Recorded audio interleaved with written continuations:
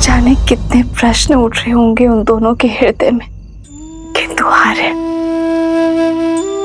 यदि उन्हें सत्य का आभास हुआ तो मैं उनके मन में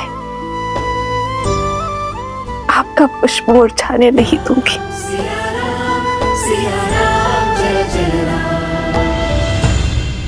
तो आप महारानी सीता को खोजने निकले हैं, कैसे खोजेंगे? एक ही मार्ग है जो भैया ने सोच रखा है, किंतु मैंने अभी तक तुम्हें वो मार्ग बताया नहीं है। इसलिए सब जानने के लिए आतुर है। भैया आप कब बताएंगे? हमें अश्वमेध यज्ञ को रोकना होगा। किंतु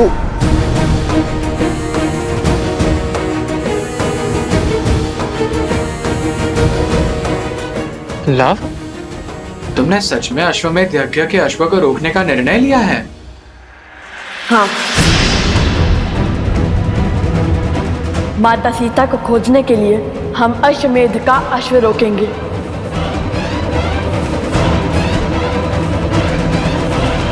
क्या? हाँ पुत्र, सिया राम के जीवन के इस अध्याय में लव और कुश अश्वमेध के अश्व को रोकेंगे। उसके पश्चात श्री राम और देवी सीता से प्रश्न भी पूछेंगे।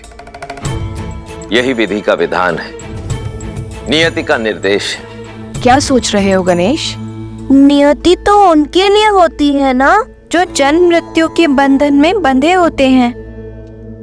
ये उनकी नियति नहीं है प्रिय गणेश, ये तो उनकी योजना है जिसके द्वारा वे समय के अंत तक मानव और मानवता को जीवन जीने का, जीवन के विषय में सोचने का मार्ग प्रदर्शित कर रहे हैं।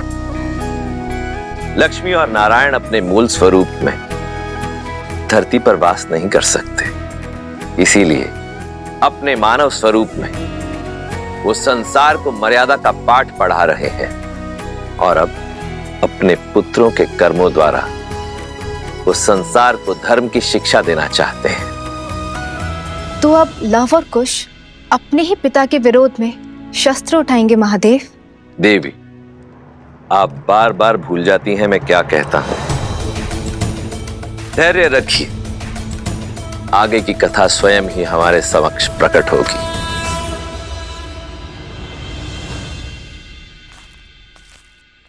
बहुत देखो, वो देखो।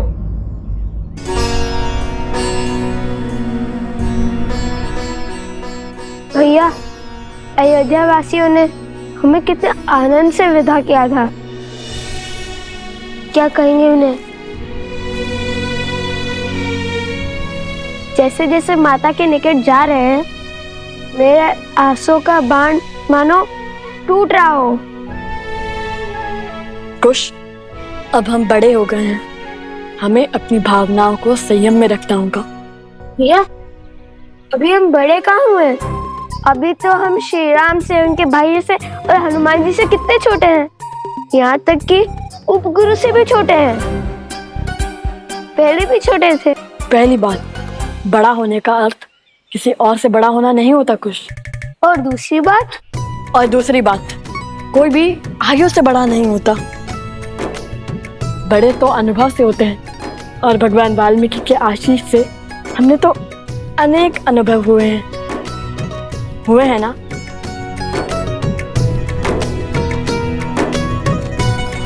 केवल गुरुवर का आशीष ही नहीं भैया, इस सोमकर्ण के कारण भी अनेक अनुभव हुए हैं हमें। हर बार नई समस्या में फंस जाता है। चलो।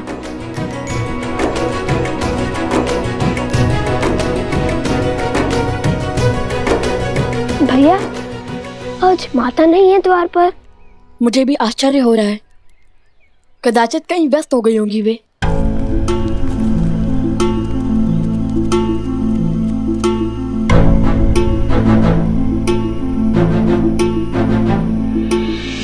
कैसी है श्री राम की अयोध्या?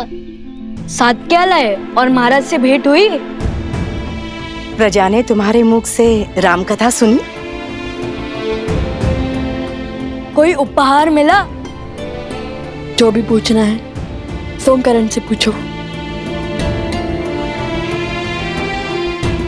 आकुश, माता के पास चलते हैं। आज प्रथम बार माता हमारे स्वागत के लिए द्वार पर नहीं आई। लगता है खाली हाथ लौटे हो।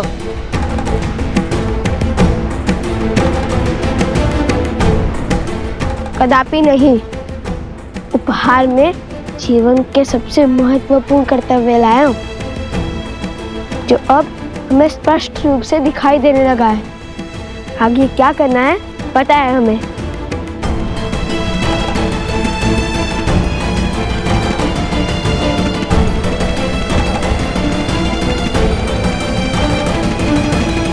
प्रभु, उन 2 ऋषि कुमारों ने गीत तो अद्भुत गाया।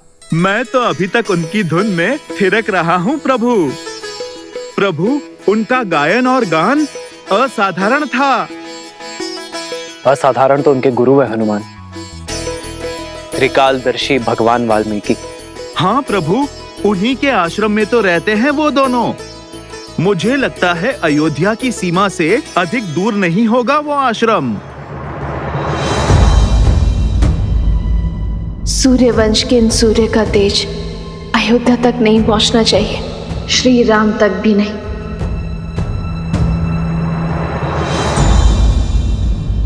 माता, आप ठीक तो है ना? माता, आप प्रथम बार हमारी प्रतीक्षा के लिए द्वार पर नहीं आई थी, क्यों? माता,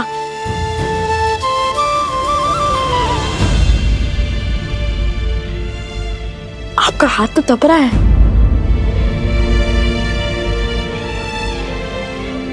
आप यहाँ आइए माता। मैं बिल्कुल ठीक हूँ, तुम दोनों की प्रतीक्षा में थी। बस तन को मन की चिंता छू गई। तुम दोनों सकुशल आ गए। अब मैं भी शीघ्र ही ठीक हो जाऊंगी।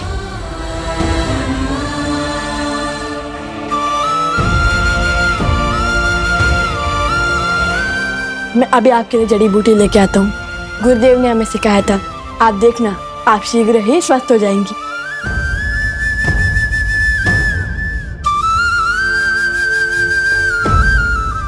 पात्र ले आओ कुश। अभी आया माता।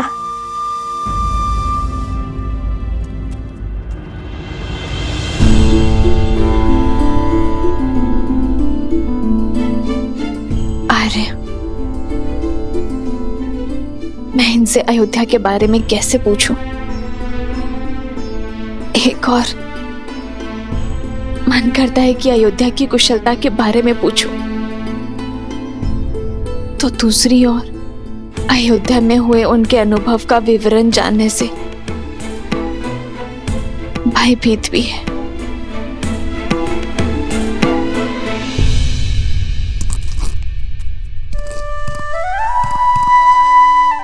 माता का स्वास्थ्य ठीक नहीं है, इसलिए उन्हें औषधि लेने देते हैं, ठीक होने देते हैं, फिर सब बताएंगे। किंतु अभी जी माता का विश्वास टूटा तो उनका स्वास्थ्य और बिगड़ जाएगा। यदि उन्होंने पूछा तो? तब की तब देखेंगे, किंतु तब तक तुम माता के पास रहो और हाँ, उनसे अच्छी अच्छी बातें करना। नहीं, मैं नहीं कर पाऊंगा। मैं उत्सुकता में माता को सब कुछ बता दूंगा। मैं औषधि बनाता हूँ, आप माता के पास जाइए। ठीक है, मैं जाता हूँ।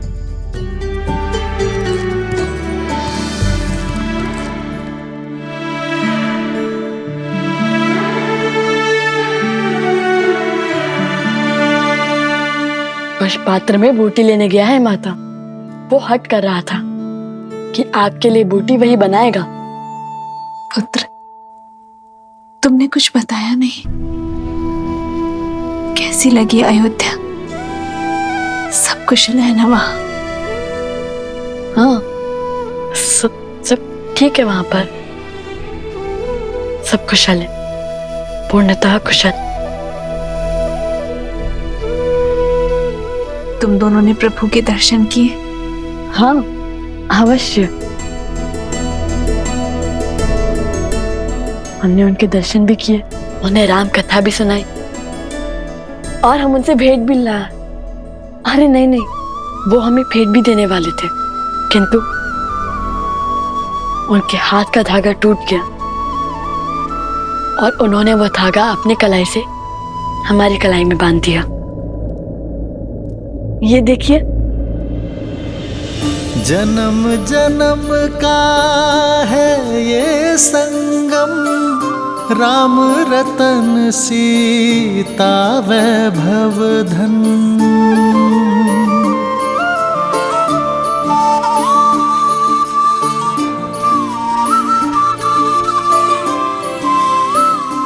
ये धागा महारानी सीता ने उन्हें बांधा था।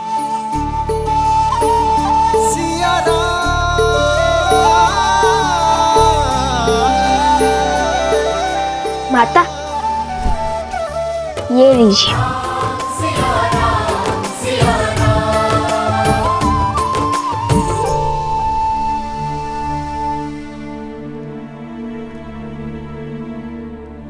अब आप विश्राम कीजिए माता, हम गुरुदेव से मिलकर आते हैं। कुश, क्या हुआ है तुम्हें? मुख पर इतनी उदासी क्यों है? लाओ, सत्य बताओ मुझे, प्रभु श्री राम ने क्या कहा तुम्हें? माता, श्री राम केवल वीरों के प्रभु हैं, नारियों के नहीं।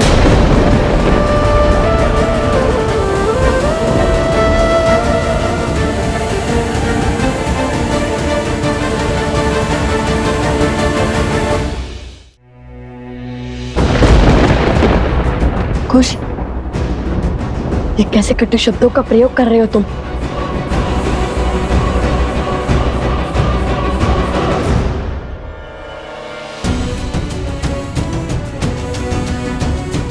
कुश, क्या हुआ? ऐसे कटु शब्द क्यों कह रहे हो तुम?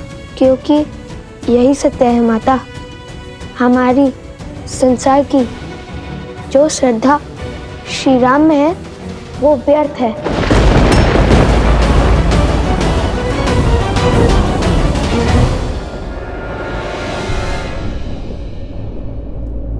तो अयोध्या से श्रद्धा का अर्थ सीख के आए हैं मेरे पुत्र।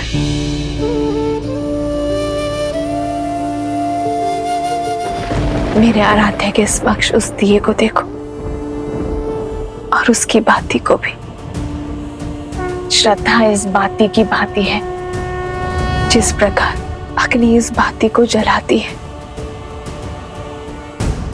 किंतु इतना कष्ट सहने के बाद भी बाती अग्नि का साथ नहीं छोड़ती, क्योंकि बिना जले प्रकाश कैसे फैलेगा? प्रकाश फैलाने के लिए बाती को जलना ही पड़ता है। उसी प्रकार श्रद्धा हृदय को पीड़ा तो दे सकती है, किंतु इसका अर्थ ये नहीं है कि तुम श्रद्धा का ही त्याग कर दो और तुमने तनिक सी पीड़ा देखकर अपने प्रभु के प्रति अपनी श्रद्धा का ही त्याग कर दिया।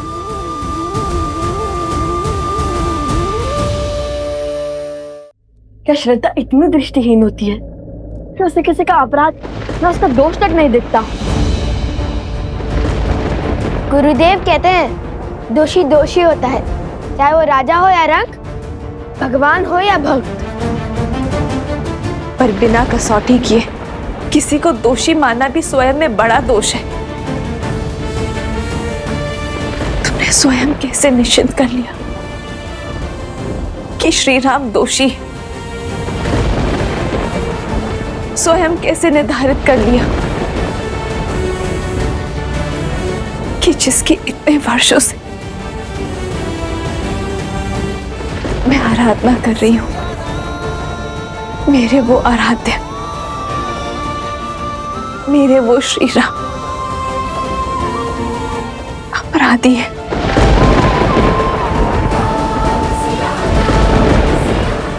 दोष और गुण निर्धारित करने का ज्ञान प्राप्त कर लिया तुमने।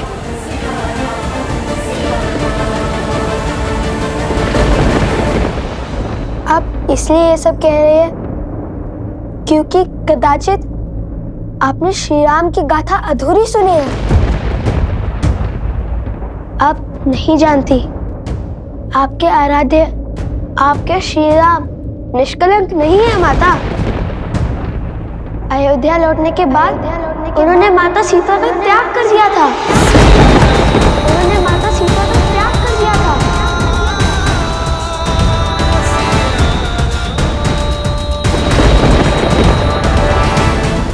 क्या ये अन्याय नहीं है?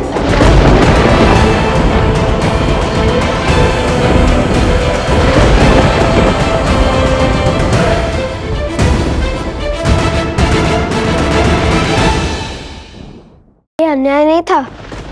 यदि धर्म की मांग वनवास थी तो श्री राम को सब कुछ त्याग कर माता सीता के साथ वनवास नहीं भोगना चाहिए था। सोचिए माता, जब श्री राम ने अपनी अर्धांगिनी को त्याग कर दिया था तब माता सीता के मन में क्या बीती होगी, कितना घोर कष्ट हुआ होगा उन्हें।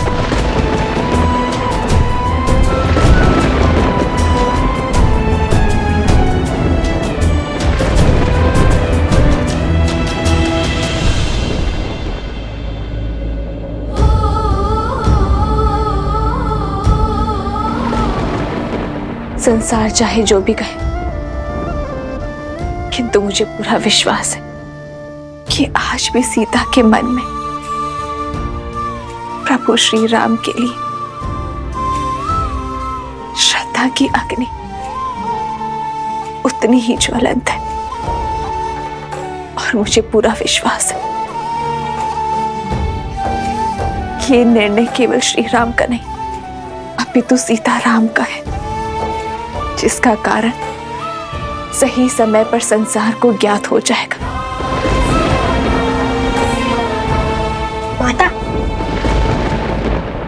भैया को भूख नहीं है, सारा भोजन मैं खाऊंगा।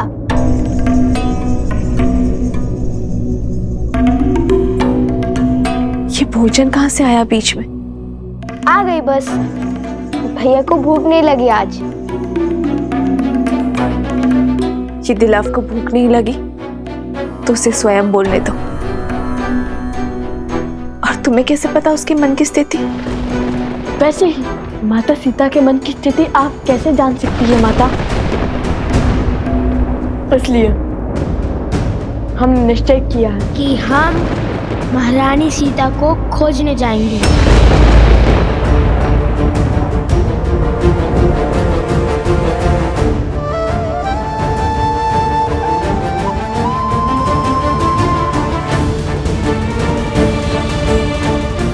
खोजना है तो अपने विवेक को खोजो, राम कथा का गान करो। जिसे श्री राम में खोट दिखे उसने कभी श्री राम को जाना ही नहीं और ना ही सीता को।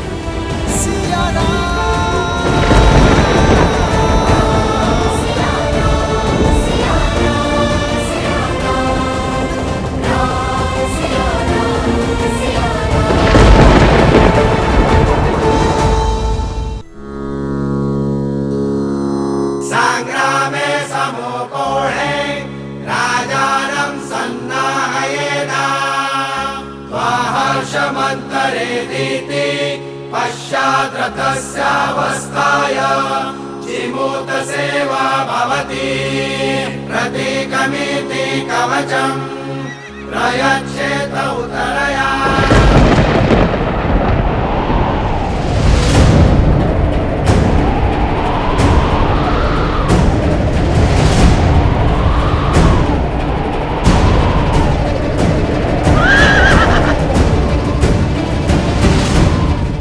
भैया, यह वातावरण किसी अनिष्ट का सूचक प्रतीत होता है। यदि आपकी आज्ञा हो तो इस अश्व को कुछ समय पश्चात छोड़ा जाए। सूर्य मेघों को देखकर अपना उदय होने का समय नहीं बदलता लक्ष्मण। उसी प्रकार अशुभ की आशंका होने पर शुभ कार्य टाले नहीं जाते। सच्ची मंशा और अच्छे कार्य करने के लिए अशुभ घड़ी भी शुभ हो जाती है। सत्य वचन राम।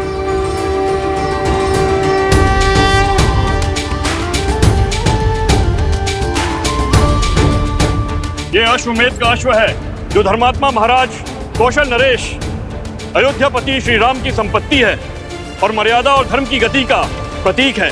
जिसने भी इसे रोकने का साहस किया, धर्म की गति को रोकने के प्रयास का दोषी समझा जाएगा और अयोध्या की चतुरांगनी सेना से युद्ध को आमंत्रण देगा। राजा राम श्री राम।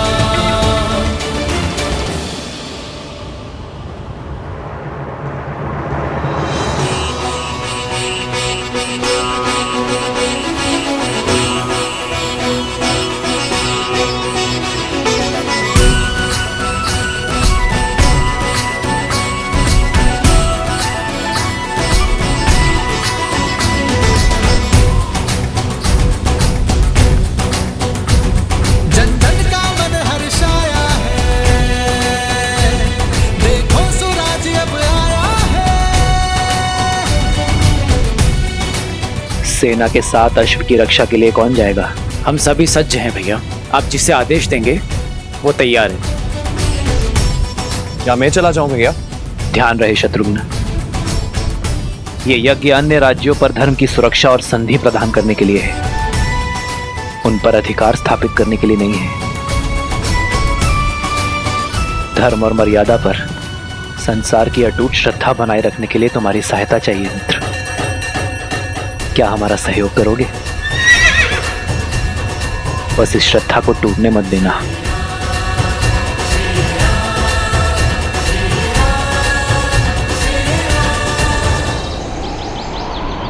प्रयच्छेदपि प्रवर्तमाने षष्ठिं सप्तव्याश्वानष्टभिषुणवेक्षमाणम् वाचयत्यैरिव भोगैः हर्यते बाहुमिति कलं नयमानं कलं नयमानं कलं नयमानं।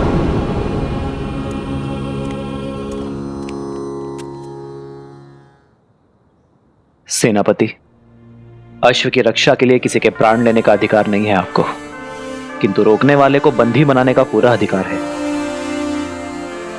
शत्रुघ्न अपनी सेना लेकर आपके पीछे आ रहा है। सर्वप्रथम अश्व को उत्तर की ओर लेकर जाइए। उत्तर में त्रिवेणी धाम के जल से इसे पवित्र करने के पश्चात पश्चिम की ओर कूच कीजिएगा।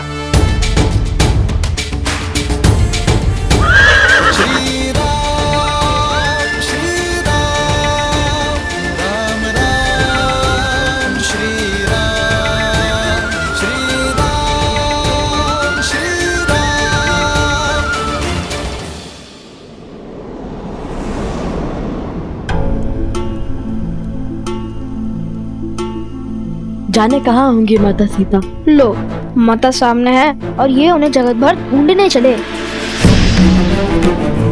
क्या क्या कहा तुमने?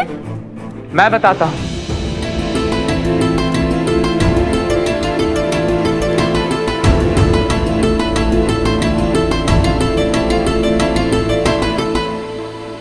त्रिवेणी धाम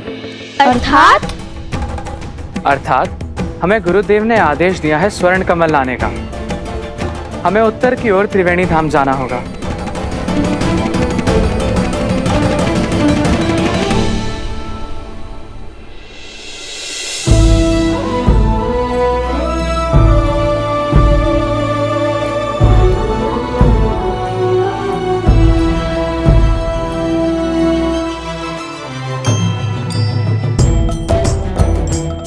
उत्तर की ओर त्रिवेणी धाम की ओर बढ़े।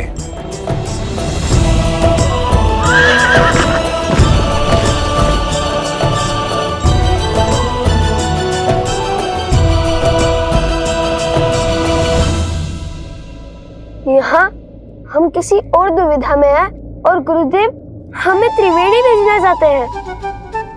गुरुदेव के हर आदेश में गहरा अर्थ छुपा होता है कुछ।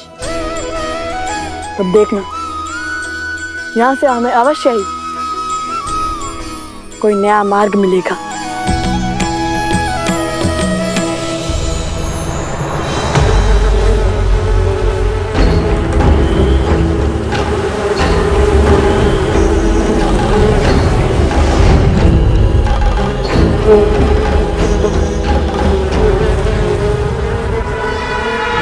क्या सूचना लाए हो?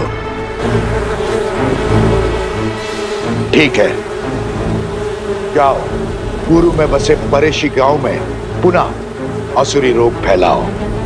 मेरी माया तुम्हारे साथ है।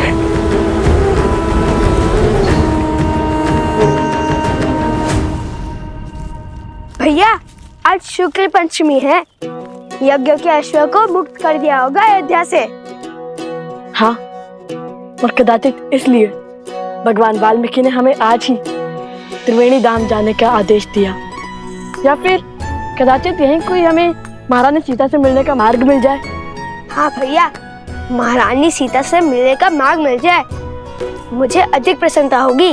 अब बातें बंद करो और आगे बढ़ो। क्या पता नियति का क्या निर्णय हो हमारे लिए। अरे शीघ्र चलो, महारानी सीता से मिलना है या नहीं?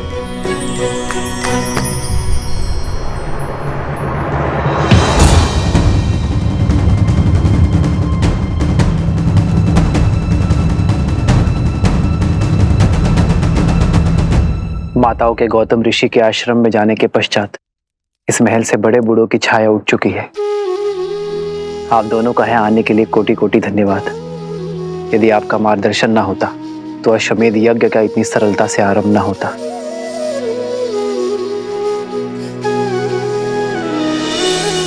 धन्यवाद तो हमें आपका करना चाहिए रहा, इस संसार को अपना सामर्थ्य दिखाने के लिए।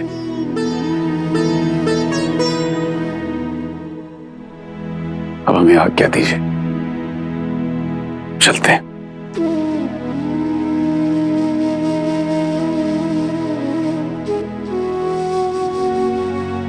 आशा करता हूं माता, आपसे शीघ्र ही मिलना होगा। माता, मन में संदेह नहीं, हर्ष लेकर जाइए।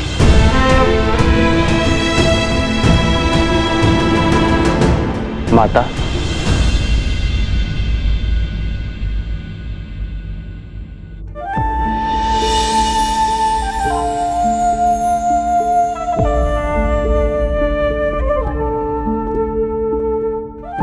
बैठिए माता।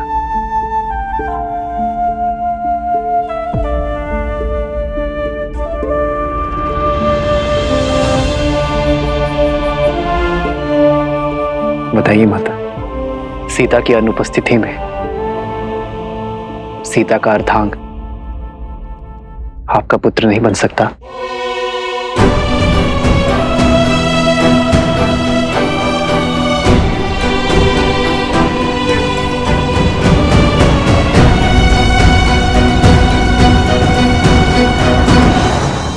पुत्र, आपने मेरे मन के भावों को उचित पढ़ा है। कुछ समय में जो कुछ भी हुआ, उस कारण मेरे मन में एक प्रश्न पुनः जाग उठा है, जो मैंने कभी त्याग दिया था।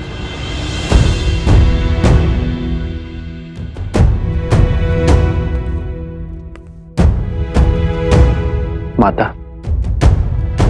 अपने पुत्र से कैसी झिझक?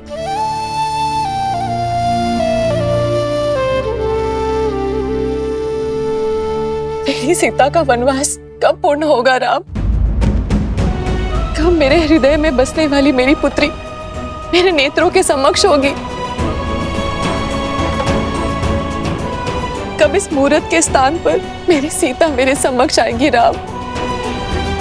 उसकी कोई सूचना, कोई समाचार सुनने के लिए मेरा मन व्याकुल है राम। मेरा देह, मेरी आत्मा मेरी सीता के लिए तड़प रही है। एक बार, केवल एक बार मेरे आस के दीप को आपके वचन की अग्नि दे दीजिए राम।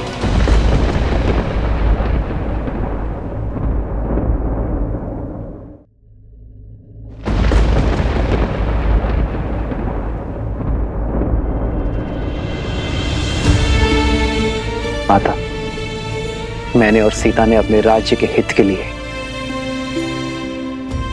अपना स्वार्थ और साथ त्यागा है।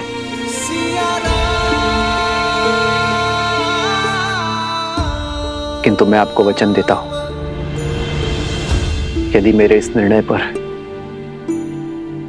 मुझे पुनर्विचार करने का कोई भी कारण मिलेगा तो मैं अपनी सीता को खोजने अवश्य जाऊंगा।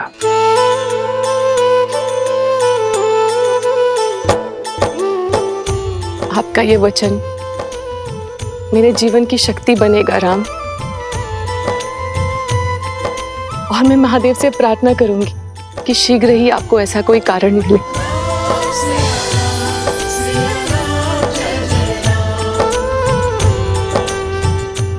माता, अपनी पुत्री के वियोग के दुख में डूबी एक माता की इच्छा महादेव अवश्य पूरी करेंगे। सिया राम जय जय राम, राम सिया राम जय जय राम।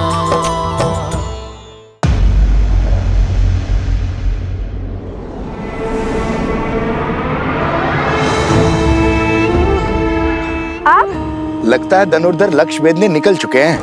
अवश्य, और वैसे भी जिनके गुरु साक्षात भगवान वाल्मीकि हो, उन्हें कैसा विलंब? अर्थात उन्होंने तुम्हें महारानी का पता बता दिया है या अश्व पकड़ने का मार्ग? नहीं तो ज्ञानी कभी सीधा मार्ग नहीं बताते, उनका हर आदेश अपने आप मार्ग तक ले जाता है। और अभी हमारे गुरुदेव ने त्रिवेणी धाम जाने का आदेश दिया है। महारानी तक पहुंचने का मार्ग तो वहीं से मिलेगा। जय हो भगवान वाल्मीकि की। मेरी मंशा पूर्ण करने की कृपा करे ऋषि कुमार। मैं भी देवी सीता के दर्शन करना चाहता हूँ, मुझे भी साथ ले चले। देखिए, मैं भोजन पका लेता हूँ, मार्ग भी सभी जानता हूँ, और पूरा जीवन इसी क्षेत्र में बिताया मैंने।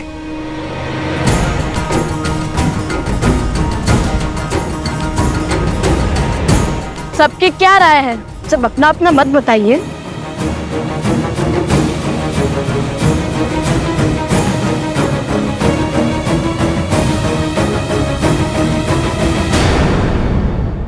देवी सीता के दर्शन करना चाहता हूँ, मुझे भी साथ ले चले। देखिए, मैं भोजन पका लेता हूँ, मार्ग भी सभी जानता हूँ, और पूरा जीवन इसी क्षेत्र में बिताया मैंने।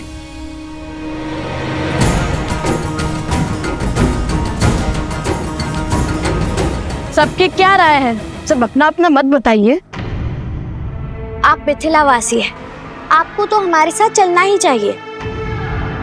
जो सबका मत है वही मेरा भी है। अच्छा, तो भाभी श्री को प्रेम से सब बुलाने लगे हो आप।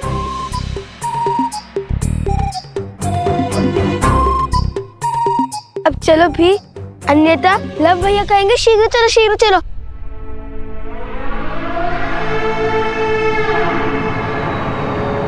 अरे अब भी चलिए, सबका मत सिद्ध हो चुका है, परंतु आपकी रक्षा का दायित्व हम नहीं लेंगे। स्मरण रहे, हम पर अन्य बहुत से उत्तरदायित्व हैं।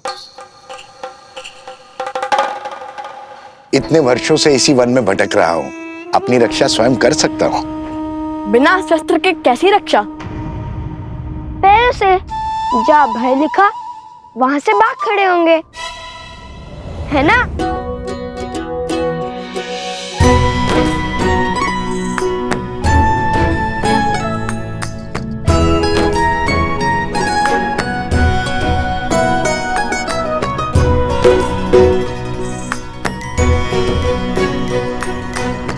यहाँ तो दो रास्ते हैं, किस ओर जाना है भैया?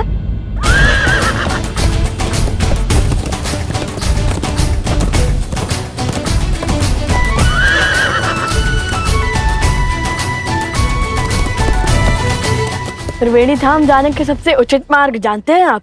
अवश्य, त्रिवेणी धाम यहाँ से उत्तर में है, किंतु मार्ग में अनेक नदियां, अनेक पर्वत आएंगे। बहुत समय लग जाएगा पहुंचने में। उचित होगा कि हम पूर्व से जाएं। ये अश्व तो पूर्व दिशा की ओर जा रहा है, त्रिवेणी नहीं।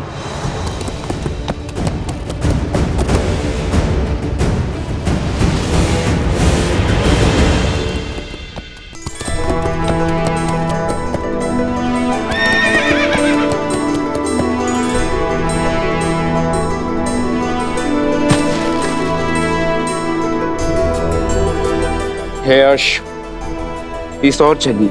महाराज का आदेश है, आपको त्रिवेणी धाम जाना है।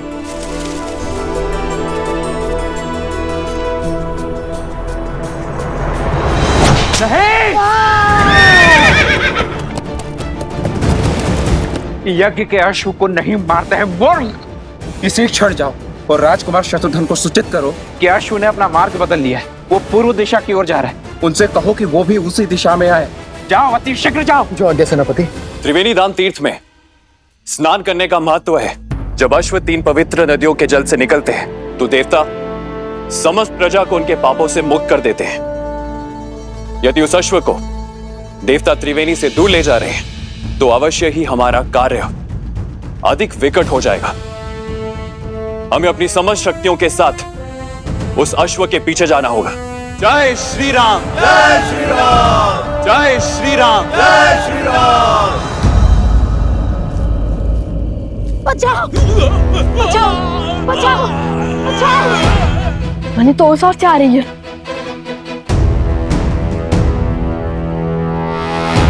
भागो, भागो, बचाओ, बचाओ, भागो, भागो, भागो, भागो। ये तो कष्ट में लगता है। बचाओ, बचाओ, बचाओ, बचाओ। अरे आप सब बताएंगे? आप सब इतने भयभीत क्यों हैं? कहाँ भाग रहे हैं? कोई बताएगा? हमारे गांव परेशी को किसी राक्षसी माया ने घेर लिया है। सभी किसी विचित्र रोग से ग्रसित हो रहे हैं। हम ऋषि हरित को खोज रहे हैं क्योंकि उन्हीं के पास इस रोग का उपाय है। ठीक है, ठीक है, जन लाओ इनके लिए।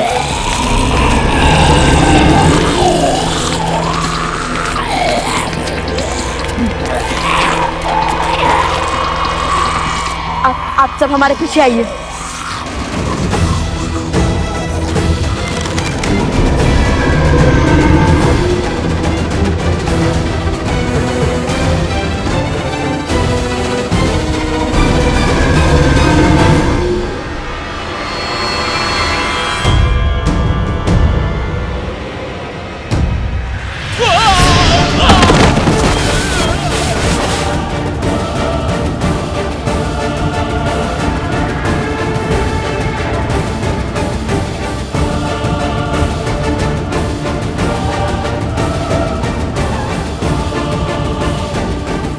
पूर्व में बसे परेशी गांव में पुनः असुरी रोग फैलाओ। मेरी माया तुम्हारे साथ है।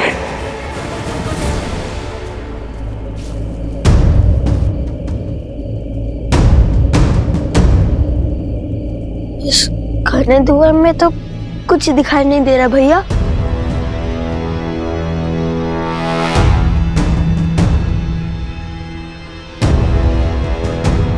भैया,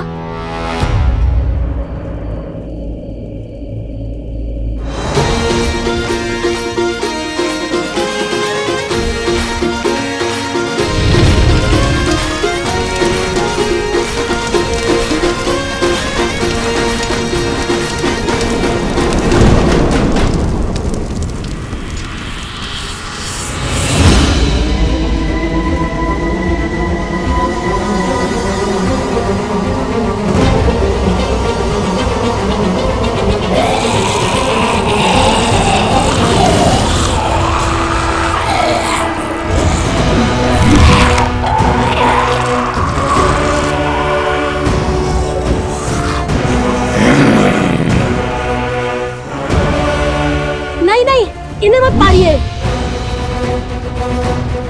इनका उपचार संभव है। ये मलिन आत्माओं के नियंत्रण में है और मानवों के रक्त के प्यासे हैं।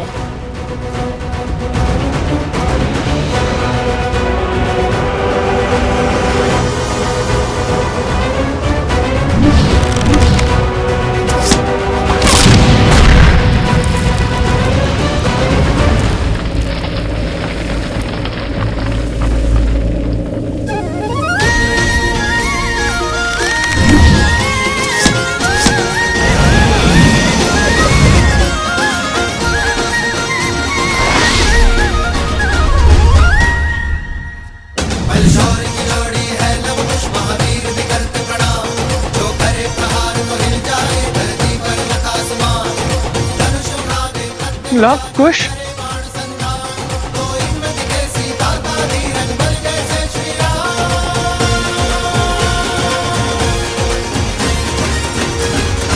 ऋषि हरित ने इनका क्या उपचार किया था?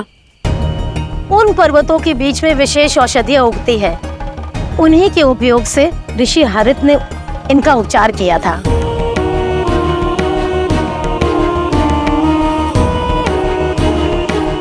आप उपगुरु अवत्सदा और भाभी श्री प्रसूता के साथ ऋषि हरित के पास जाइए, हम औषधि लेकर आते हैं। और महाशय आप?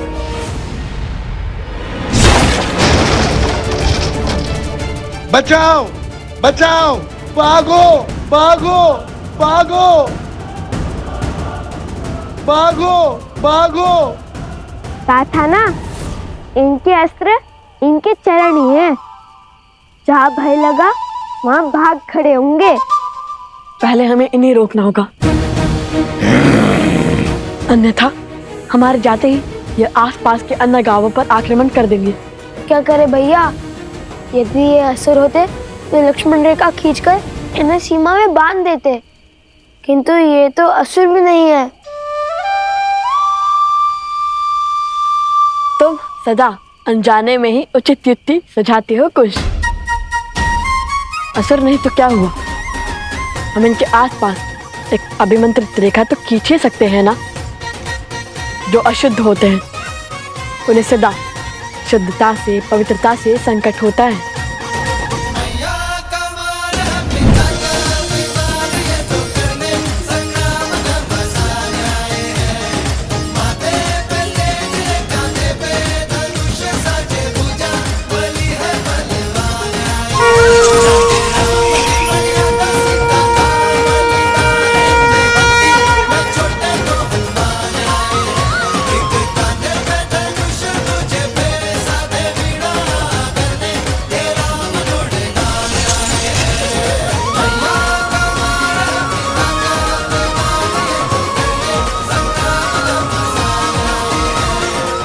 ये इस अभिमंत्रित रेखा को पार नहीं कर पाएंगे कुश। आप सब शीघ्र जाइए। सोमकरण, कुश, चलो।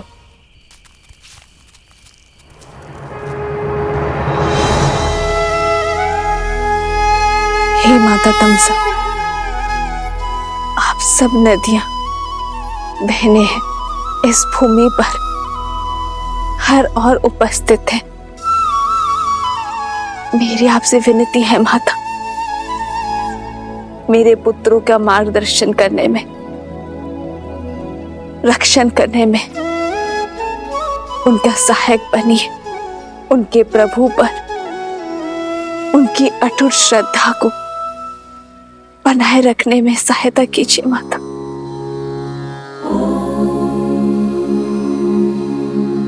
जलनीता पूजनम महानदी देवतानां यथा सर्वाणि देवी सीता प्रीयन्ते तथा तामसः।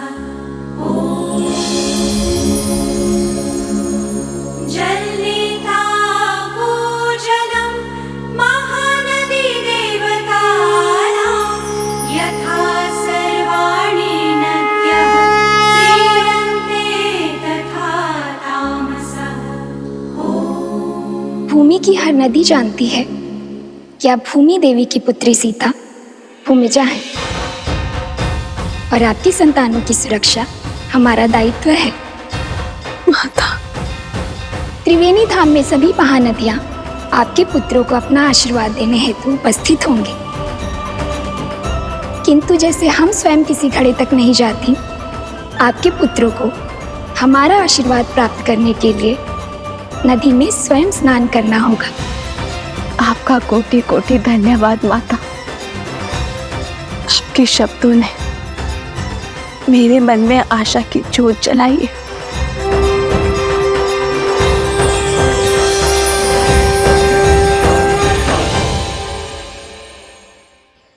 अतिशीघ्र चलो, यह अश्व तो पर्वत की ओर जा रहा है। यहाँ हम अश्व की क्या स्वयं की भी रक्षा नहीं कर पाएंगे। चलो शीघ्र चलो।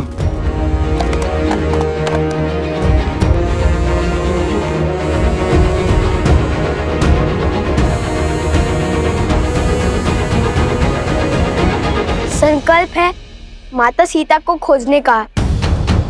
महत्वाकांक्षा है यज्ञ के अश्व को बांधने की, प्रवास है स्वर्ण के कमल लाने के लिए, सज है इनकी रक्षा करने के लिए। भैया ये क्या पहेली है? पहेली का उत्तर एक ही है, कुश, आस। और यदि भगवान वाल्मीकि ने यह आदेश दिया है तो अवश्य ही हमारे सारे कार्य एक स्थल पर जाके जुड़ते होंगे। अश्व, अश्व? इसके ऊपर तो छत्र है, कहीं ये अश्वमेध का अश्व है।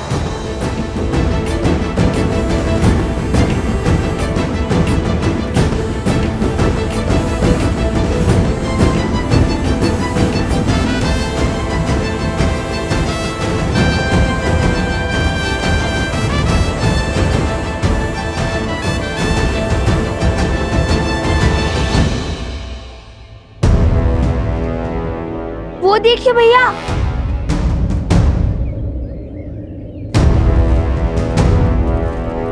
राक्षस लगते हैं, अश्व के लिए आए हैं। चलाइए तीर और कर दीजिए इन्हें परास्त। ध्यान से देखो, वे सैनिक हैं और हम सैनिकों पर आक्रमण नहीं कर सकते, किंतु अश्व के लिए केवल इतने सैनिक।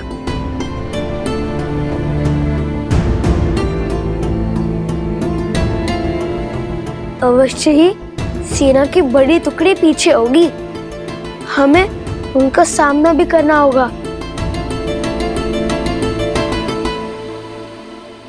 समय कम है भैया, हमें औषधि भी लानी है और स्वर्ण कमल भी। यदि इन्हें ज्ञात ही ना होता कि ये अश्व हमारे पास आ गया है तो कितना अच्छा होता।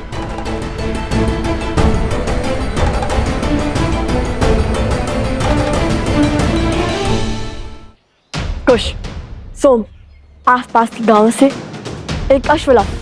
हम उस अश्व को इससे बदल देंगे और जब तक वो हमारे ये भेद जानेंगे तब तक यज्ञ का अश्व हम ले जाएंगे। उचित है, आप यही अश्व पर दृष्टि रखिए, हम जाकर अभी अश्व को लाते हैं। मुझे तो अश्व से बात करना भी आता है, वो मेरी बात यूं मान जाएगा।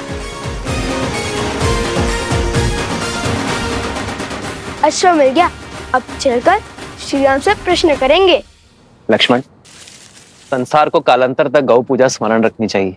वेदों में भी गौ सेवा को सबसे पवित्र माना गया है। गौ के चरणों में तो देवता भी निवास करते हैं। और जिस प्रेम से गौ अपने शिशु का पालन करती है, उसी प्रेम से संसार को भी पालती है। गौ केवल एक पशु नहीं, वो हमारे लिए माता समान है, जो निस्वार्थ अपने दूध से संसार का पोषण करती है। जिस स्थान पर गौ का सम्मान होता है, वो स्थान कभी निर्धन या भूखा नहीं रहता।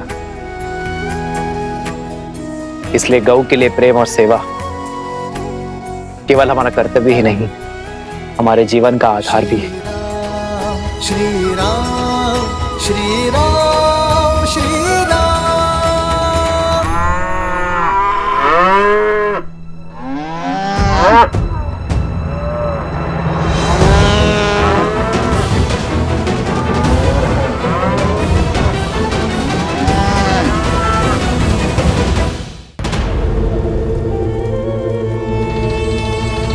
महाराज, महाराज, अश्वमेध यज्ञ के कारण अयोध्या की प्रजा फिर से उस राम की ओर समर्पित हो रही है। मेरे अथक प्रयासों के बाद भी मैं उनके मन को विचलित नहीं कर पा रहा हूं। और कितना समय लेंगे आप महाराज? समय बड़ा चंचल होता है बानासुर, वो किसी के वश में नहीं आता है। मेरे भ्राता दशानंद रावण को भी लगा था कि वो समय के अंत तक जीवित रहेगा, पर देखो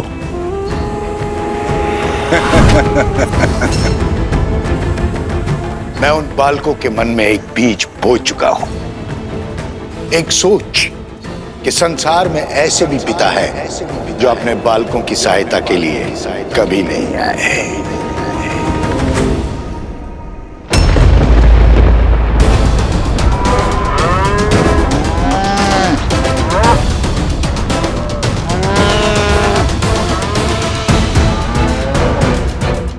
गौ माता का क्रंदन तो अनिष्ट का सूचक होता है।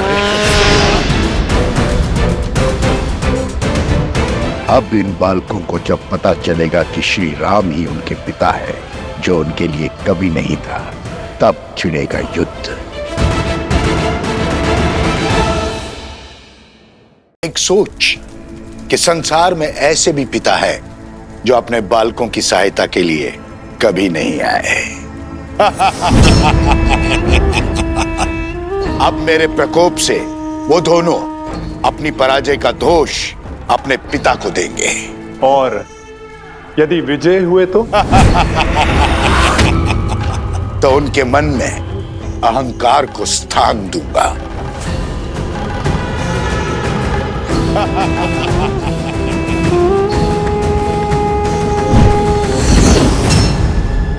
अब उन्हें सत्य बताना मेरा दायित्व है। उन्हें यह ज्ञान देना कि उनके पिता और कोई नहीं, उनके आराध्य श्री राम है। और जिस सीता से मिले बिना वो उसके कष्ट को जानकर इतने विचलित हो गए, वो और कोई नहीं, उन्हीं की माता है जिसका राम ने त्याग किया है।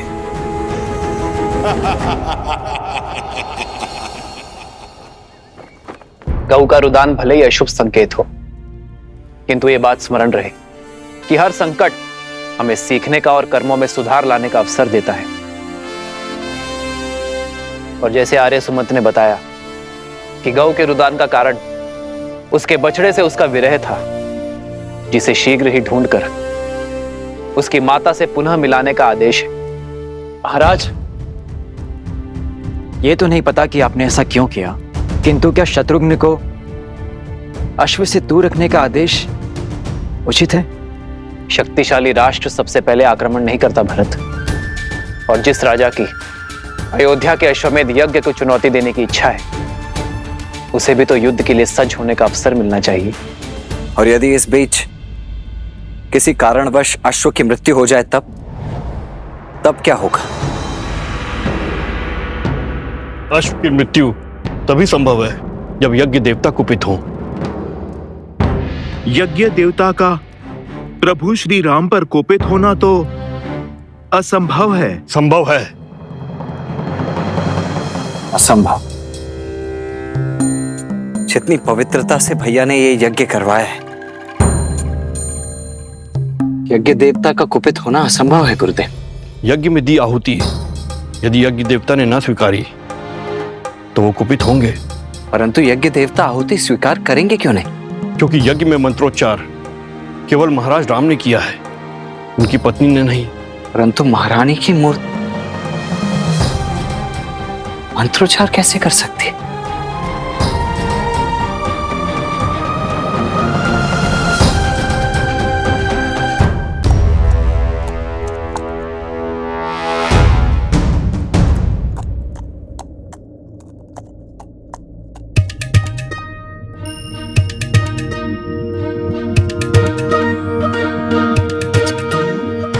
क्या लाए हो तुम? जो भी है, श्वेत तो है। गांव में केवल यही एक 4 पैरों वाला प्राणी है जिसका रंग श्वेत जैसा है, और ऊपर से वस्त्र और छात्र भी ला दिया मैंने इसके लिए। अब चलो अश्व बदल देते हैं। सैनिक थके हुए हैं, हमारा भेद जाने में उन्हें समय लगेगा, तब तक हम निकल जाएंगे। दिख रहा है अश्व किसी को? दिख रहा है क्या? नहीं, लगता है और ऊपर गया है। शीघ्र खोजो उसे। चलो।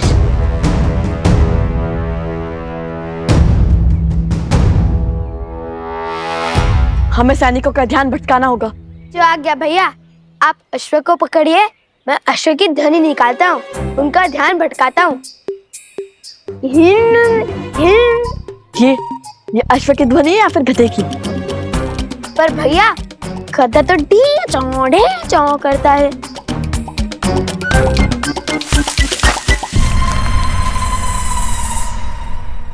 कदाचित ये सो गया होगा।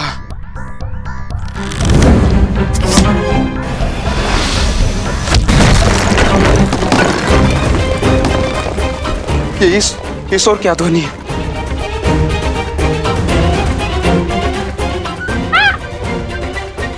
शांत शांत, डरो मत। तुम इसे उस ओर ले जाओ जहां मैंने बाण चलाया था। तुम मेरे साथ आओ।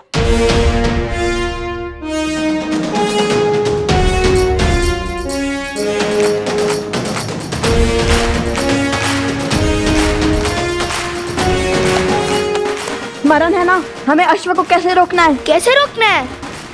ये बात कब हुई? तो तुम्हें क्या लगता है भगवान वाल्मीकि ने हमें मिथिला के प्रवास के लिए क्यों भेजा था?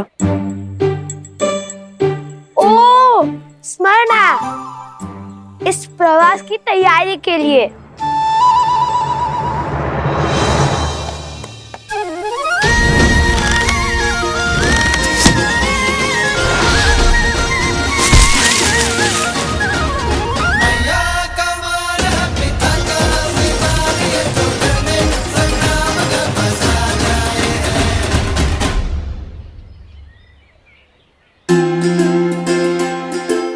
सीताराम?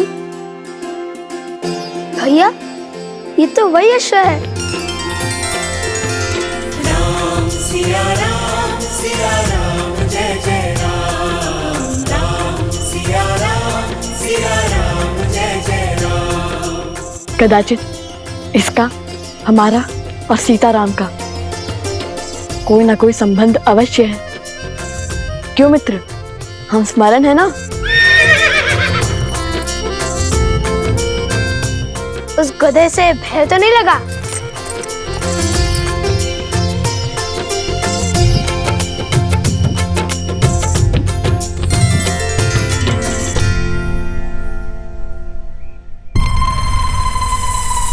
अरे ये अश्व का कद कैसे घट गया? मिला, अश्व मिला।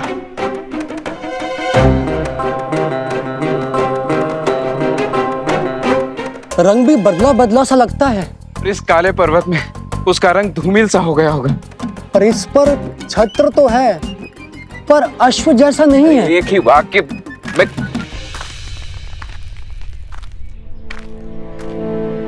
प्रणाम राजकुमार। सेना भी पहुंच रही है। अश्व मिला क्या आप सबको? उस ओर देखिए राजकुमार, हमने एक क्षण भी अश्व से अपनी दृष्टि ओझल नहीं की। आदेश यज्ञ के अश्व पर दृष्टि रखना था सेनापति। आप लोग यहाँ क्या वनगमन कर रहे हैं? अश्व के पीछे ही गमन कर रहे हैं राजकुमार। ये क्या आपको अश्व दिखाई दे रहा है?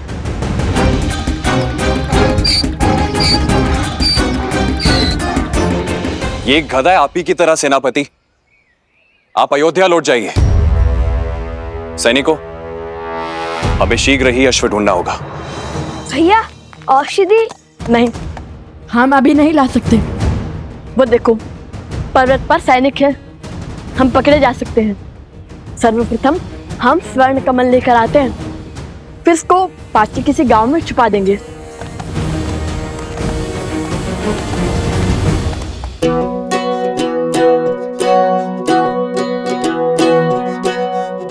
सुनो, यह स्थान उचित है।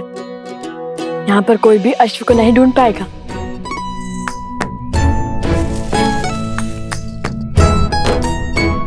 अब ठीक है, अब तुम खाओ पियो विश्राम करो, लेकिन ध्वनि मत करना, ठीक है?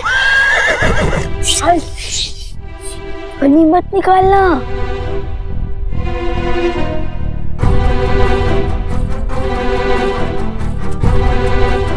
चलो।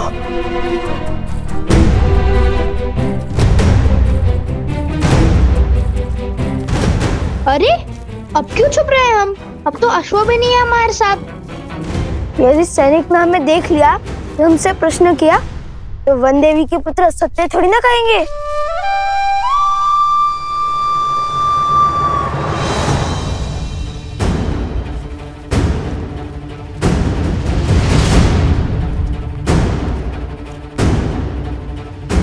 त्रिवेणी धाम निकट ही है, शीघ्र चलो।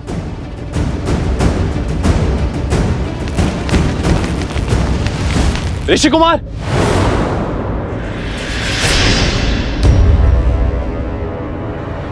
भागो! अरे रुकिए ऋषि कुमार।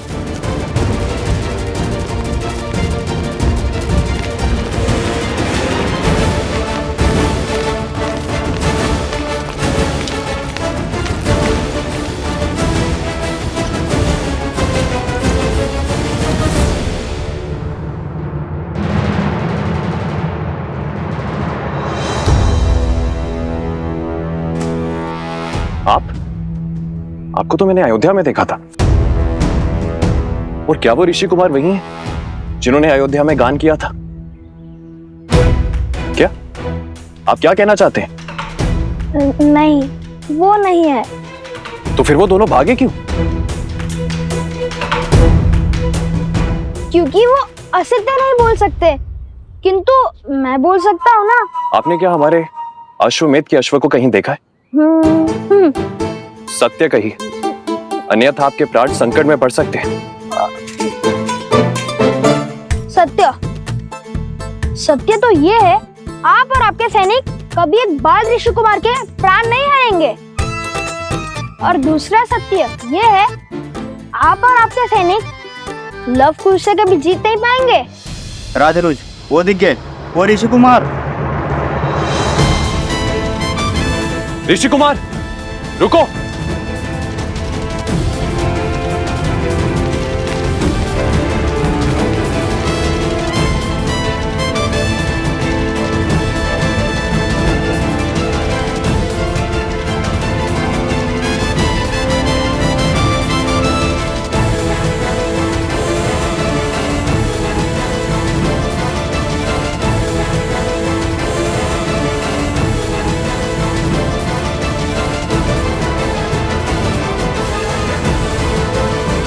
इन्हें यही छोड़ सकते हैं, किंतु रन छोड़ना कायरता तो नहीं होगी ना? कभी कभी रन छोड़ देना ये सबसे बड़ी रणनीति है।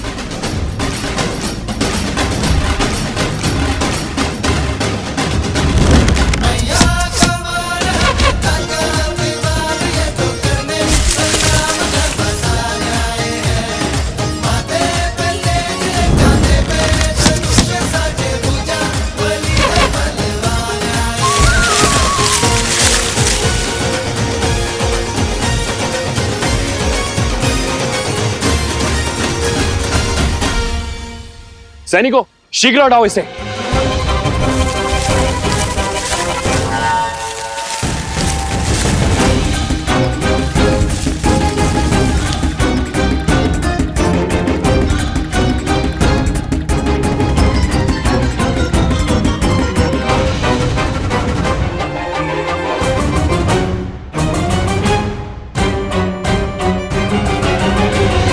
आज तक तो केवल रुके थे, अब फंसेंगे।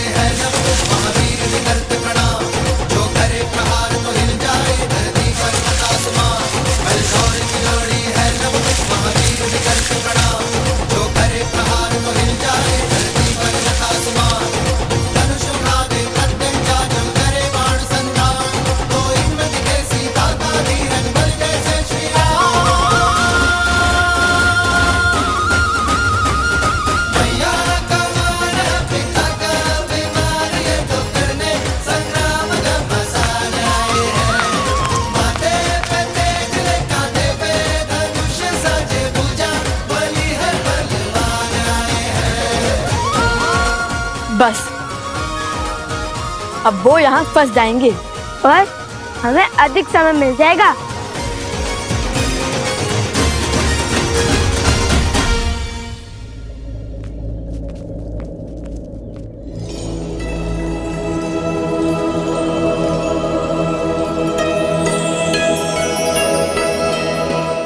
अंततः हम त्रिवेणी धाम पहुंच गए।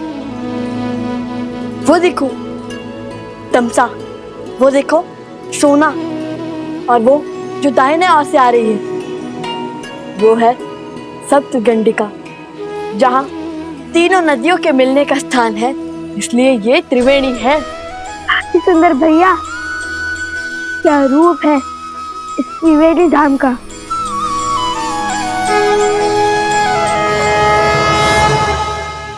भैया अभी आंखें मूंदी तो मन में एक विचार आया। हमने अश्व को तो छुपा दिया, किंतु उसकी रक्षा के लिए किसी को नहीं छोड़ा।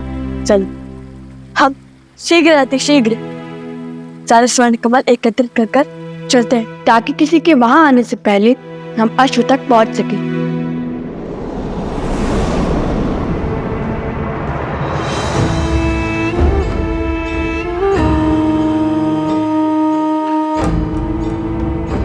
आओ प्रबंधासुर, देखो तुम्हारे परम मित्र और मेरे प्रिय पुत्र चंद्रबाहु की मृत्यु का प्रतिशोध लेने की घड़ी आ गई है।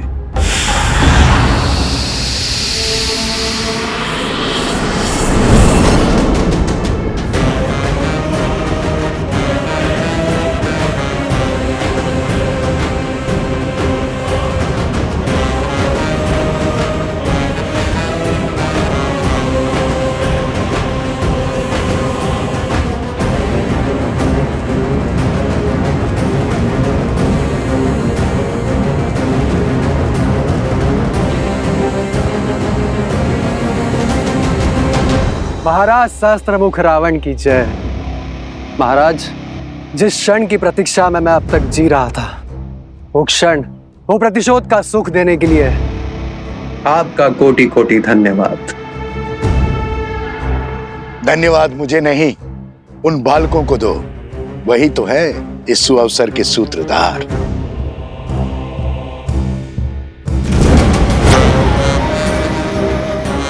मैं उस अश्व को मारकर उस राम के अश्वमेध यज्ञ को असफल कर दूंगा। वो जिस मर्यादा धर्म की ध्वजा लहराना चाहता है, उसे मैं तार तार कर दूंगा। कदापि नहीं। हमारे प्रतिशोध की पूर्ति इस अश्व की मृत्यु से नहीं होगी।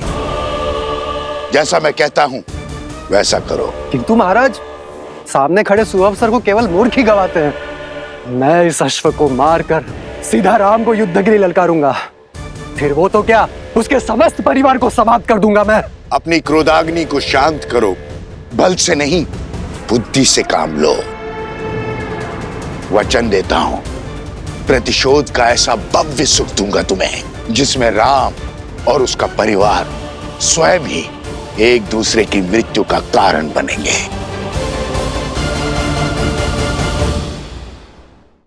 सोचो, एक बार में सबको मारने में आनंद आएगा या उन्हें स्वयं ही एक एक करके एक दूसरे को मारते हुए देखने में आनंद आएगा।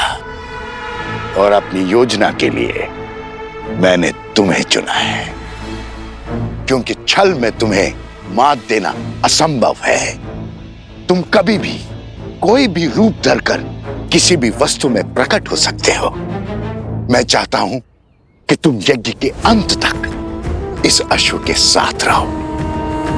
वो लवकुश बहुत संस्कारी और साहसी है। तुम मेरे साथ मिलकर इस अश्व को इक्ष्वाकु वंश के अंत का साधन बनाओगे।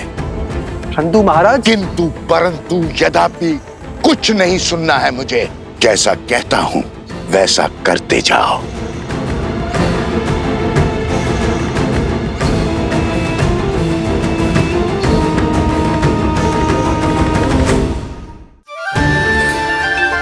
माता पिता के लिए संतान के प्रेम से मूल्यवान और कुछ नहीं हो सकता, फिर चाहे वो देव हो या दानव, मानव हो या पशु।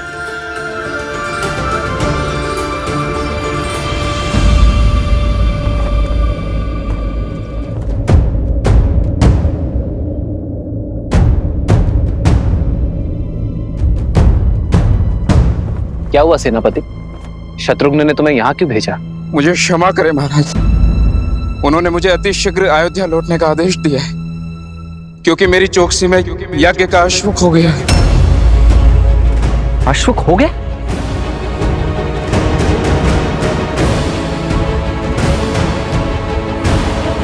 और अब वो स्वयं अश्व को खोज रहे हैं। यज्ञ का अभिमंत्रण आसुरी शक्तियों और दुर्घटनाओं से बचाता है, किंतु केवल तब जब देवताओं का आशीर्वाद हमारे साथ हो।